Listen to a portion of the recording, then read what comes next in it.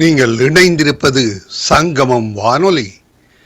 Destiny in Jesus Christ Tamil கிறிஸ்தவ வானொலி கனேடிய மண்ணிலிருந்து ஒலிபரப்பாகிறது. மார்க் 16:15, மத்தேயு 24:14 வசனத்தின்படி இயேசு சீசர்களை நோக்கி, நீங்கள் உலகெங்கும் போய் சர்வ சிருஷ்டிக்கும் சுவிசேஷத்தை பிரசங்கியுங்கள். ராஜ்யத்தினுடைய இந்த சுவிசேஷம் பூலோகமெங்குமுள்ள சகல ஜாதிகளுக்கும் சாட்சியாக பிரசங்கப்படும். அப்பொழுது முடிவு வரும் என்ற வசனத்தின்படி ஆத்துமாக்களை பரலோகத்தில் சங்கமிக்கும் வானொலி சங்கமம். சங்கமம் சங்கமம்.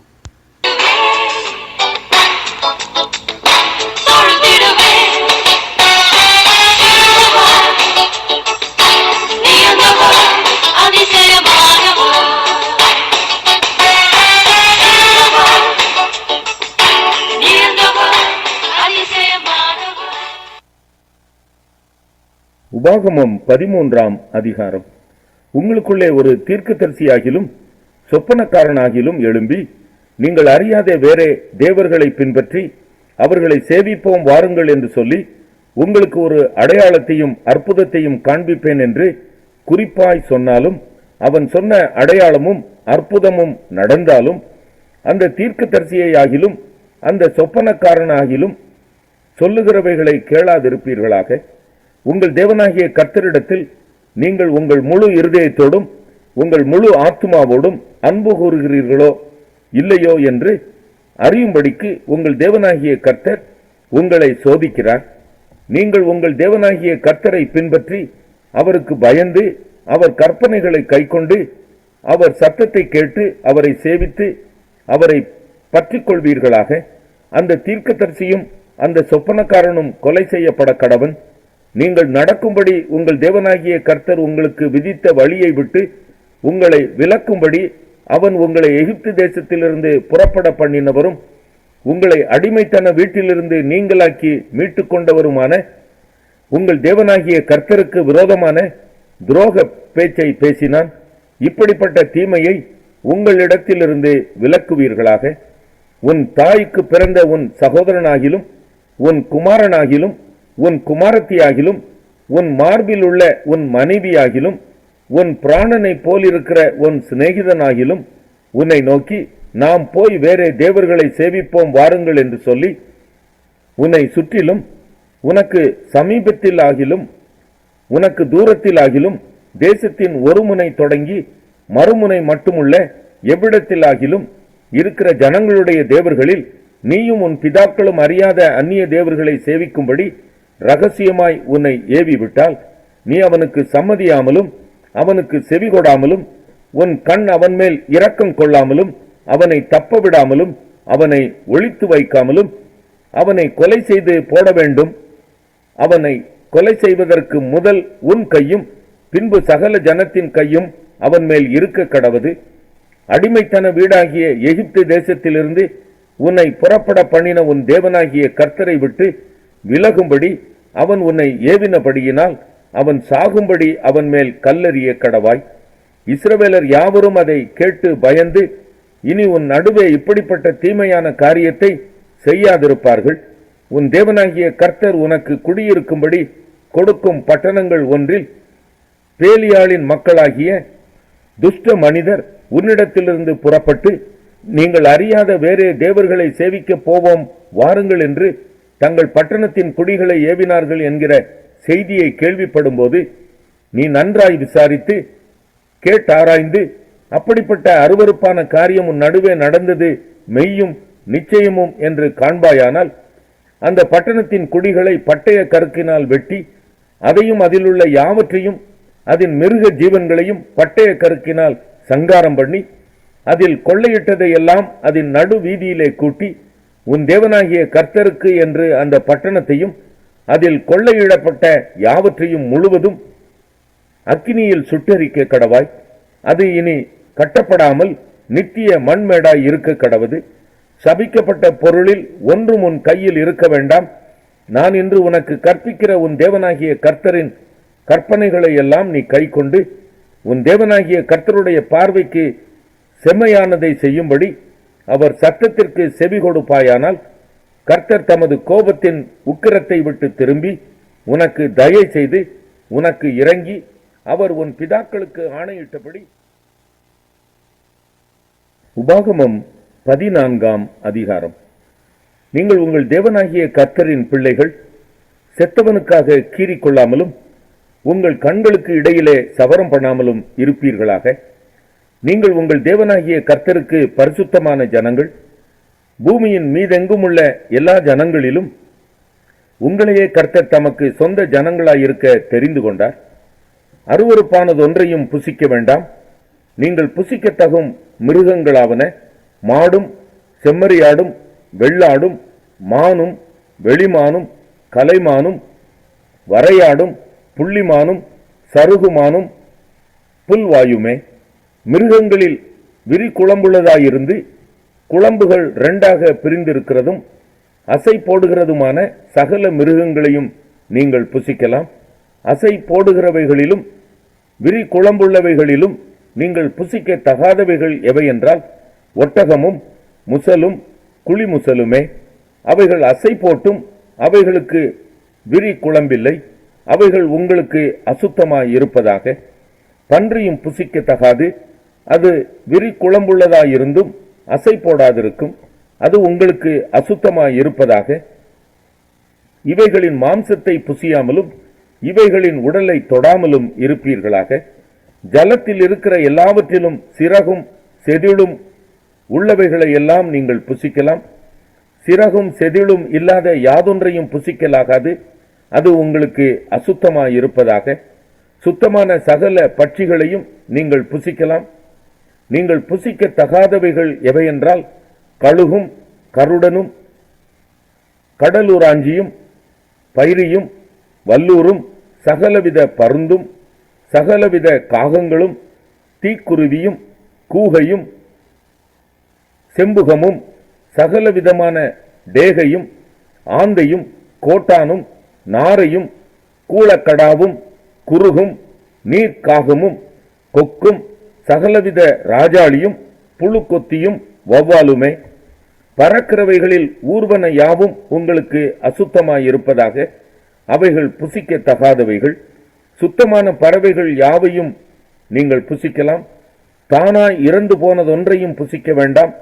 உங்கள் வாசல்களில் இருக்கிற பரதேசிக்கு அதை புசிக்க கொடுக்கலாம், அல்லது அந்நியனுக்கு அதை விற்று போடலாம். நீங்கள் உங்கள் தேவனாகிய கர்த்தருக்கு பரிசுத்த ஜனங்கள். வெள்ளாட்டுக்குட்டியை அதன் தாயின் பாலிலே சமைக்க வேண்டாம். நீ உன் தேவனாகிய கர்த்தருக்கு எப்பொழுதும் பயந்திருக்க பழகும்படிக்கு வருஷந்தோறும் நீ விதைக்கிற விதைப்பினாலே வயலில் விளையும் எல்லா பலனிலும் தசம பாகத்தை பிரித்து உன் தேவனாகிய கர்த்தர் தமது நாமம் விளங்கும்படி தெரிந்து கொள்ளும் ஸ்தானத்திலே உன் தானியத்திலும் உன் திராட்சரசத்திலும் உன் எண்ணெயிலும் தசம பாகத்தை உன் ஆடு மாடுகளின் தலையீற்றுகளையும் அவருடைய சந்நிதியில் புசிப்பாயாக.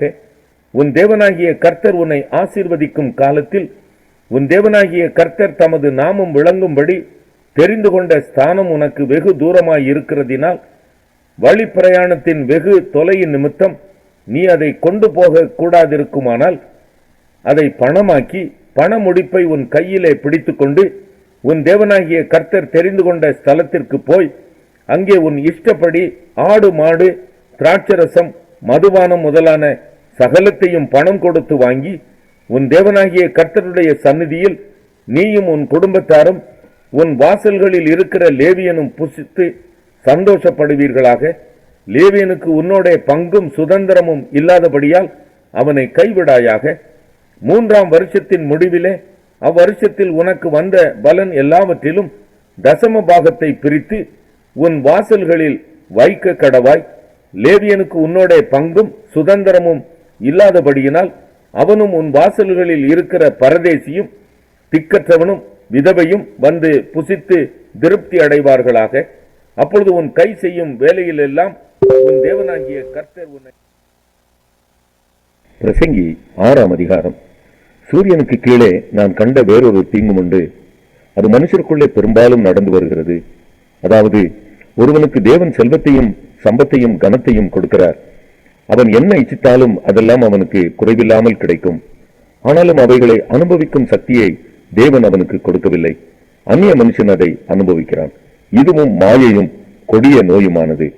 ஒருவன் 100 பிள்ளைகளை பெற்று அநேக வருஷம் ஜீவித்து தீர்க்காயுசை அடைந்திருந்தாலும் அவன் ஆத்மா அந்த செல்வத்தால் திருப்தி அடையாமலும் அவனுக்கு பிரேத கல்லறை முதலாய் இல்லாமலும் போகுமானால் அவனை பார்க்கிலும் கருவழிந்த பிண்டம் வாசி என்கிறேன். அது மாயையாய் தோன்றி இருளிலே மறைந்து போய்விடுகிறது. அதன் பேர் அந்தகாரத்தால் மூடப்படும். அது சூரியனை கண்டதும் இல்லை, ஒன்றையும் அறிந்ததும் இல்லை. அவனுக்கு இல்லாத அமைச்சல் அதற்கு உண்டு. அவன் 2000 வருஷம் பிழைத்திருந்தாலும் ஒரு நன்மையும் காண்பதில்லை. எல்லாரும் ஒரே இடத்திற்கு போகிறார்கள் அல்லவா? மனுஷன் படும் பிரயாசம் எல்லாம் அவன் வாய்க்காகத்தானே, அவன் மனதுக்கோ திருப்தி இல்லை. இப்படி இருக்க மூடனை பார்க்கிலும் ஞானிக்கு உண்டாகும் மேன்மை என்ன?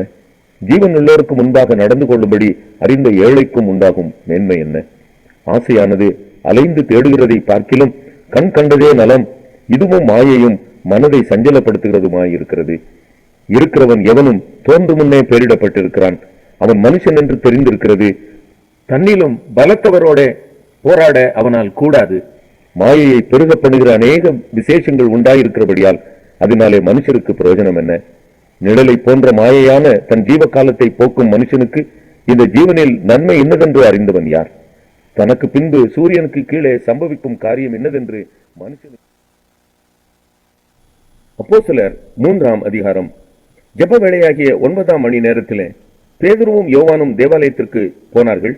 அப்பொழுது தன் தாயின் வயிற்றிலிருந்து சப்பானியாய் பிறந்த ஒரு மனுஷனை சுமந்து கொண்டு வந்தார்கள்.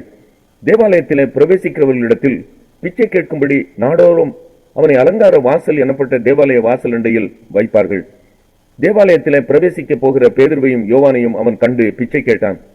பேதுருவும் யோவானும் அவனை உற்று பார்த்து, எங்களை நோக்கி பார் என்றார்கள்.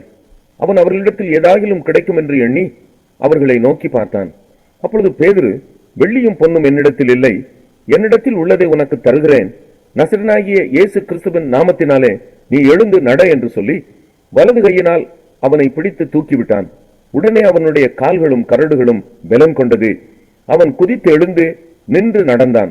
நடந்து குதித்து தேவனை துதித்துக் கொண்டு அவர்களுடனே கூட தேவாலயத்திற்குள் பிரவேசித்தான். அவன் நடக்கிறதையும் தேவனை துதிக்கிறதையும் ஜனங்கள் எல்லாரும் கண்டு தேவாலயத்தின் அலங்கார வாசல் அண்டையிலே பிச்சை கேட்க உட்கார்ந்திருந்தவன் இவன் தான் என்று அறிந்து அவனுக்கு சம்பவித்ததை குறித்து மிகவும் ஆச்சரியப்பட்டு பிரமித்தார்கள். குணமாக்கப்பட்ட சப்பானி பேதுருவையும் யோவானையும் பற்றி கொண்டிருக்கையில் ஜனங்கள் எல்லாரும் பிரமித்து சாலமோன் மண்டபம் எனப்பட்ட மண்டபத்திலே அவர்களிடத்திற்கு ஓடி வந்தார்கள். பேதுரு அதை கண்டு ஜனங்களை நோக்கி, இஸ்ரவேலரே, இதை குறித்து நீங்கள் ஆச்சரியப்படுகிறது என்ன? நாங்கள் எங்கள் சுய சக்தியினாலாவது எங்கள் சுய பக்தியினாலாவது இவனை நடக்க பண்ணினோம் என்று நீங்கள் எங்களை நோக்கி பார்க்கிறது என்ன? ஆபிரகாம், ஈசாக்கு, யாக்கோபு என்பவர்களுடைய தேவனாகிய நம்முடைய பிதாக்களின் தேவன் தம்முடைய பிள்ளையாகிய இயேசு கிறிஸ்துவை மகிமைப்படுத்தினார். அவரை நீங்கள் ஒப்புக் கொடுத்தீர்கள். பிலாத்து அவரை விடுதலையாக்க தீர்மானித்த போது அவனுக்கு முன்பாக அவரை மறுதலித்தீர்கள். பரிசுத்தமும் நீதியும் உள்ளவரை நீங்கள் மறுதலித்து கொலை பாதகனை உங்களுக்காக விடுதலை பண்ண வேண்டும் என்று கேட்டு ஜீவாதிபதியை கொலை செய்தீர்கள். அவரை தேவன் மரித்தோரிலிருந்து எழுப்பினார். அதற்கு நாங்கள் சாட்சிகளாயிருக்கிறோம். அவருடைய நாமத்தை பற்றும் விசுவாசத்தினாலே அவருடைய நாமமே நீங்கள் பார்த்து அறிந்திருக்கிற இவனை பலப்படுத்தினது. அவரால் உண்டாகிய விசுவாசமே உங்கள் எல்லாருக்கும் முன்பாக இந்த சர்வாங்க சுகத்தை இவனுக்கு கொடுத்தது. சகோதரரே, நீங்களும் உங்கள் அதிகாரிகளும் அறியாமையினாலே இதை செய்தீர்கள் என்று அறிந்திருக்கிறேன். கிறிஸ்து பாடுபட வேண்டும் என்று தேவன் தம்முடைய தீர்க்கதரிசிகள் எல்லாருடைய வாக்கினாலும் முன் அறிவித்தவைகளை இவ்விதமாய் நிறைவேற்றினார். ஆனபடியினாலே கர்த்தருடைய சன்னிதானத்திலிருந்து இளைப்பாறுதலின் காலங்கள் வரும்படிக்கு முன்னே குறிக்கப்பட்ட இயேசு கிறிஸ்துவை அவர் உங்களிடத்தில் அனுப்பும்படிக்கும் உங்கள் பாவங்கள் நிவர்த்தி செய்யப்படும் பொருட்டு நீங்கள் மனம் திரும்பி குணப்படுங்கள். உலக தோற்றம் முதல் தேவன் தம்முடைய பரிசுத்த தீர்க்கதரிசிகள் எல்லாருடைய வாக்கினாலும் உரைத்தவைகள் எல்லாம் நிறைவேறி தீரும் காலங்கள் வருமளவும் பரலோகம் அவரை ஏற்றுக்கொள்ள வேண்டும். மோசே பிதாக்களை நோக்கி, உங்கள் தேவனாகிய கர்த்தர் என்னை போல ஒரு தீர்க்கதரிசியை உங்களுக்காக உங்கள் சகோதரரிலிருந்து எழும்ப பண்ணுவார். அவர் உங்களுக்கு சொல்லும் எல்லாவற்றிலும் அவருக்கு செவி கொடுப்பீர்களாக. அந்த தீர்க்கதரிசியின் சொற்கேளாதவன் எவனோ அவன் ஜனத்தில் இராதபடிக்கு நிர்மூலமாக்கப்படுவான் என்றான். சாமுவேல் முதற்கொண்டு எத்தனை பேர் தீர்க்கதரிசனம் உரைத்தார்களோ அத்தனை பேரும் இந்த நாட்களை முன்னறிவித்தார்கள். நீங்கள் அந்த தீர்க்கதரிசிகளுக்கு புத்திரராய் இருக்கிறீர்கள். உன் சந்ததியினாலே பூமியில் உள்ள வம்சங்கள் எல்லாம் ஆசீர்வதிக்கப்படும் என்று தேவன் ஆபிரகாமுக்கு சொல்லி நம்முடைய முன்னோர்களோட பண்ணின உடன்படிக்கைக்கும் புத்திரராய் இருக்கிறீர்கள். அவர் உங்கள் எல்லாரையும் உங்கள் பொல்லாங்குகளிலிருந்து விலக்கி உங்களை ஆசீர்வதிக்கும்படி தேவன் தம்முடைய பிள்ளையாகிய இயேசுவை எழுப்பி முதலாவது உங்களிடத்திற்கு. அப்போஸ்தலர் 4ஆம் அதிகாரம். அவர்கள் ஜனங்களுடனே பேசிக் கொண்டிருக்கையில் ஆசாரியர்களும் தேவாலயத்து சேனை தலைவனும் சதுசேயரும் அவர்களிடத்தில் வந்து அவர்கள் ஜனங்களுக்கு உபதேசிக்கிறதினாலும் இயேசுவை முன்னிட்டு மரித்தோரிலிருந்து உயிர்த்தெழுதலை பிரசங்கிக்கிறதினாலும் சினம் கொண்டு அவர்களை பிடித்து சாயங்காலமாயிருந்தபடியினால் மறுநாள் வரைக்கும் காவலில் வைத்தார்கள். வசனத்தை கேட்டவர்களில் அநேகர் விசுவாசித்தார்கள். அவர்கள் தொகை ஏறக்குறைய 5000 இருந்தது. மறுநாளிலே ஜனங்களுடைய அதிகாரிகளும் மூப்பரும் வேதபாரகரும் பிரதான ஆசாரியனாகிய அன்னாவும் காய்பாவும் யோவானும் அலெக்சாந்தரும் பிரதான ஆசாரியருடைய குடும்பத்தார் யாவரும் எருசலேமிலே கூட்டம் கூடி அவர்களை நடுவே நிறுத்தி, நீங்கள் எந்த வல்லமையினாலே எந்த நாமத்தினாலே இதை செய்தீர்கள் என்று கேட்டார்கள்.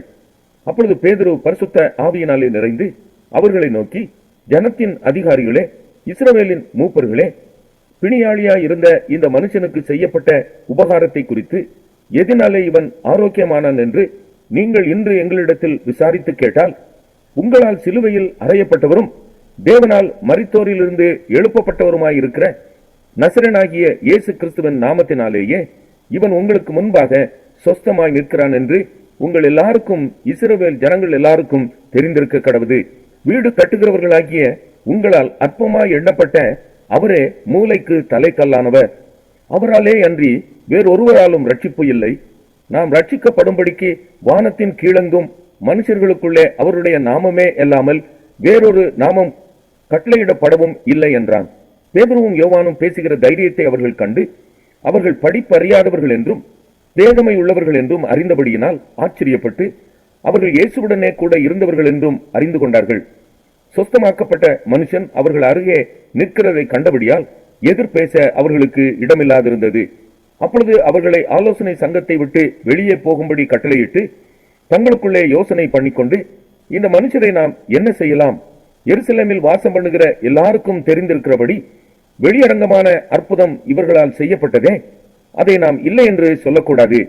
ஆகிலும் இது அதிகமாய் ஜனத்துக்குள்ளே பரம்பாடுபடிக்கு இது முதல் ஒருவரோடும் இந்த நாமத்தை குறித்து பேசக்கூடாதென்று அவர்களை உறுதியாய் பயமுறுத்த வேண்டும் என்று சொல்லிக்கொண்டு அவர்களை அழைத்து இயேசுவின் நாமத்தை குறித்து எவ்வளவும் பேசவும் போதிக்கவும் கூடாதென்று அவர்களுக்கு கட்டளையிட்டார்கள். பேதுருவும் யோவானும் அவர்களுக்கு பிரதியுத்தரமாக, தேவனுக்கு செவி கொடுக்கிறதை பார்க்கிலும் உங்களுக்கு செவி கொடுக்கிறது தேவனுக்கு முன்பாக நியாயமாய் இருக்குமோ என்று நீங்களே நிதானித்து பாருங்கள். நாங்கள் கண்டவைகளையும் கேட்டவைகளையும் பேசாமல் இருக்கக்கூடாதே என்றார்கள். நடந்த சங்கதிகளை குறித்து எல்லாரும் தேவனை மகிமைப்படுத்தினபடியால் ஜனங்களுக்கு பயந்து அவர்களை தண்டிக்க வகையொன்றும் காணாமல் அவர்களை பயமுறுத்தி விட்டுவிட்டார்கள். அற்புதமாய் சொஸ்தமாக்கப்பட்ட மனுஷன் 40 வயதுக்கு மேற்பட்டவனாயிருந்தான். அவர்கள் விடுதலையாக்கப்பட்ட பின்பு தங்களை சேர்ந்தவர்களிடத்தில் வந்து பிரதான ஆசாரியர்களும் மூப்பர்களும் தங்களுக்கு சொன்ன யாவையும் அறிவித்தார்கள். அவர்கள் அதை கேட்டு ஒருமனப்பட்டு தேவனை நோக்கி சத்தமிட்டு, கர்த்தாவே, நீர் வானத்தையும் பூமியையும் சமுத்திரத்தையும் அவைகளில் உள்ள யாவற்றையும் உண்டாக்கின தேவனாயிருக்கிறீர். புறஜாதிகள் கொந்தளித்து ஜனங்கள் விருதா காரியங்களை சிந்திப்பானேன் என்றும், கர்த்தருக்கு விரோதமாகவும் அவருடைய கிறிஸ்துவுக்கு விரோதமாகவும் பூமியின் ராஜாக்கள் எழும்பி நின்று அதிகாரிகள் ஏகமாய் கூட்டம் கூடினார்கள் என்றும் தேவரீர் உம்முடைய தாசனாகிய தாவீதின் வாக்கினால் உரைத்தீரே.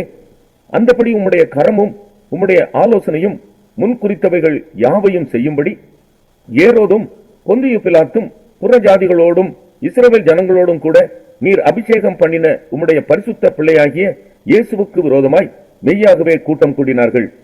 இப்பொழுதும் கர்த்தாவே, அவர்கள் பயமுறுத்தல்களை தேவரீர் கவனித்து உம்முடைய பரிசுத்த பிள்ளையாகிய இயேசுவின் நாமத்தினாலே அடையாளங்களும் அற்புதங்களும் நடக்கும்படி செய்து பிணியாளிகளை குணமாக்கும்படி உம்முடைய கரத்தை நீட்டி உம்முடைய ஊழியக்காரர் உம்முடைய வசனத்தை முழு தைரியத்தோடும் சொல்லும்படி அவர்களுக்கு அனுகிரகம் செய்தருளும் என்றார்கள்.